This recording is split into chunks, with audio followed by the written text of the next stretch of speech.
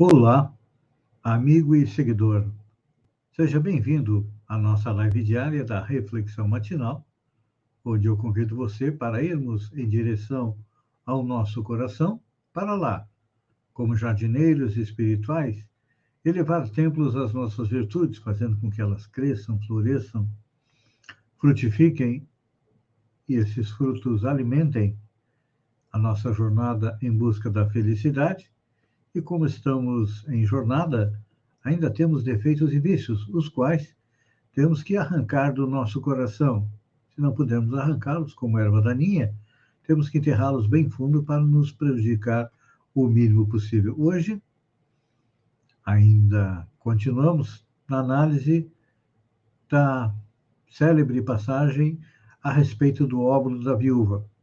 Comenta Marcos: assentado diante da gasofilácio, observava Jesus como o povo lançava ali o dinheiro.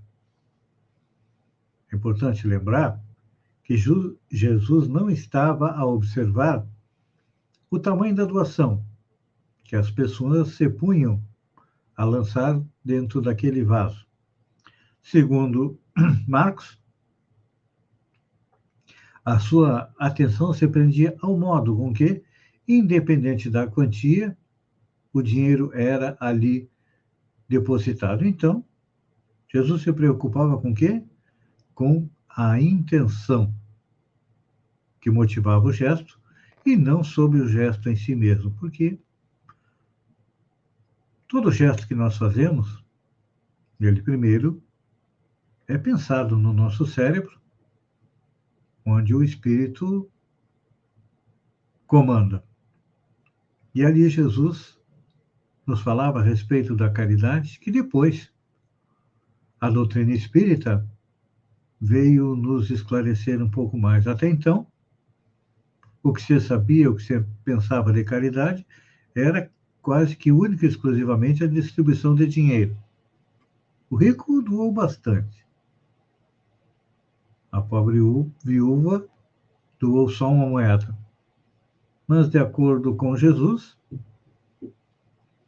a doação do rico valeu menos porque ele não dispôs de si mesmo, ou seja, não retirou do seu sustento para fazer a oferenda, doou daquilo que lhe sobrava. E aí, passados quase 2000 anos, vêm os espíritos, através de Allan Kardec, nos falar da existência de dois tipos de caridade. A caridade material, que foi aquela que Jesus observou, e a caridade moral, que era, naquele tempo, de acordo com o modo como era feita. Então, é importante a gente lembrar que a caridade material é quase que exclusivamente a doação de alguma coisa. Mas a caridade moral, todos nós podemos praticar, e não custa nada que, materialmente falando, porém, é muito mais difícil de exercer. Por que é difícil de fazer a caridade moral? Porque na caridade moral, nós temos que dar de nós mesmos, ou seja, inicialmente nós podemos dizer que a caridade moral, ela consiste em nós suportarmos aqueles que estão à nossa volta. E, com certeza, isso é o menos que nós fazemos, não é? Pois é, porque nós nos achamos, a maioria de nós, acima das pessoas e não nos preocupamos. Ou seja, não temos empatia. A empatia é o sentimento que faz com que nós nos coloquemos no lugar daquela pessoa que está à nossa frente. Então, se chega até nós alguém sujo, maltrapilho, com fome, sem tomar banho, o que a gente faz? É capaz até de nem cumprimentar. Simplesmente pegamos e jogamos a moeda para não nos contaminar com aquela pessoa.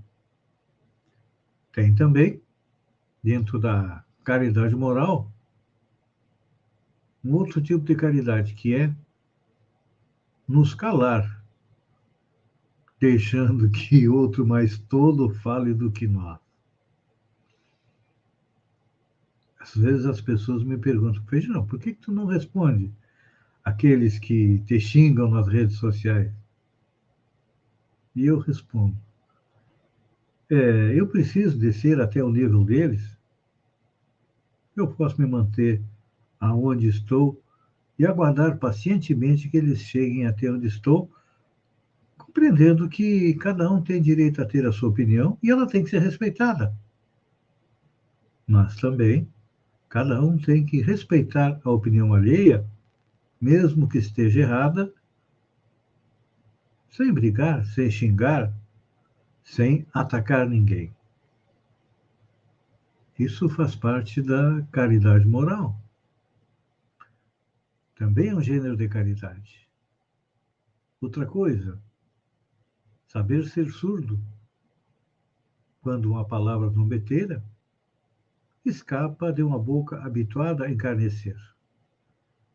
Isso também é caridade moral. É caridade moral também não ver o sorriso de desdém daqueles que muitas vezes se supõem acima de nós, quando na visão espírita, a única real, estão num raro muito abaixo. Um exemplo, o livro dos Espíritos nos traz, é uma rainha de França. Ela, rainha da França, um pouco anterior a Allan Kardec, em que os reis e rainhas eram quase como deuses, diz ela que ao chegar na parte espiritual, ou seja, depois que morreu, encontrou numa posição muito superior à sua alguns espíritos que ela considerava seus serviçais. Por quê?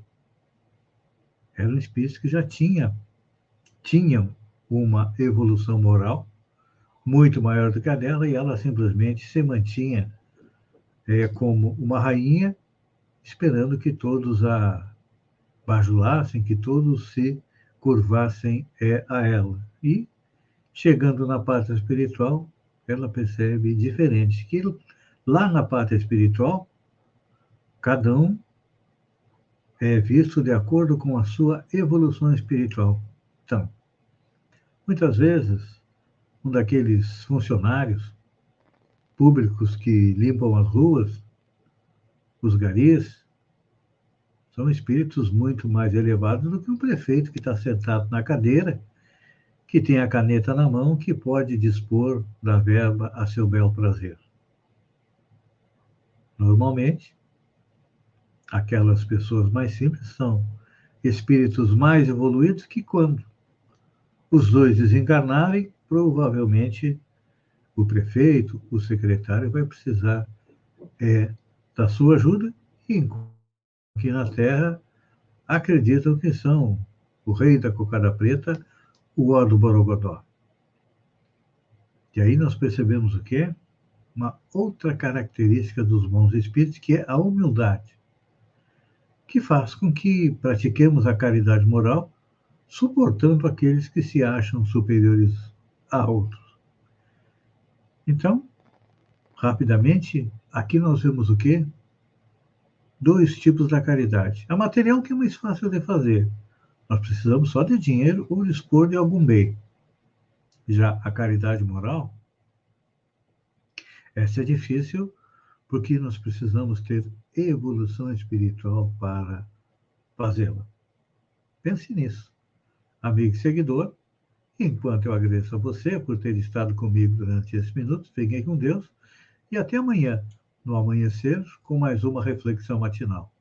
Um beijo no coração e até lá, então.